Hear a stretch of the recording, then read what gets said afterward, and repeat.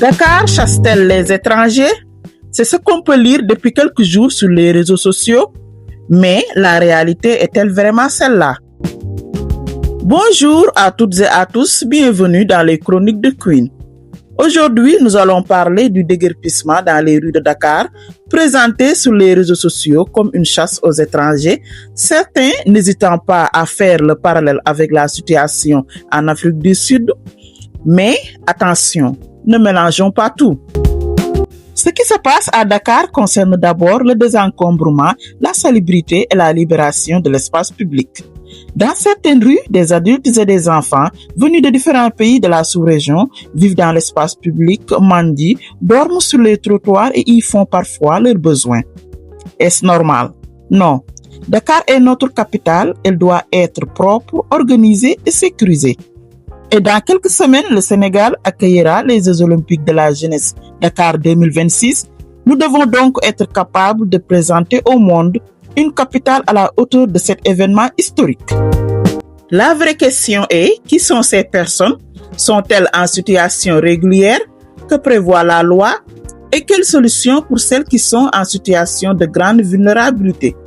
Les autorités doivent répondre clairement à ces questions. Et surtout, Dakar n'est pas l'Afrique du Sud. Ne transformons pas une opération de désencombrement en prétendue campagne xénophobe sans éléments précis.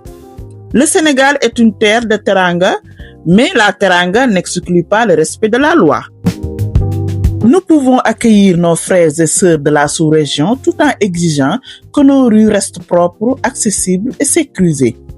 Et au milieu de tout cela, il y a aussi des enfants dont certains sont étrangers qui se retrouvent dans la rue à mendier, parfois sans protection et exposés à de nombreux dangers. Alors, désencombrer Dakar est une nécessité, protéger les enfants est une urgence et préparer notre capitale à accueillir les Jeux olympiques de la jeunesse est une responsabilité. Mais derrière chaque personne interpellée, il y a aussi un être humain. Faisons respecter la loi avec fermeté, mais aussi avec humanité, en donnant une chance à ceux qui peuvent être régularisés et en accompagnant les plus vulnérables.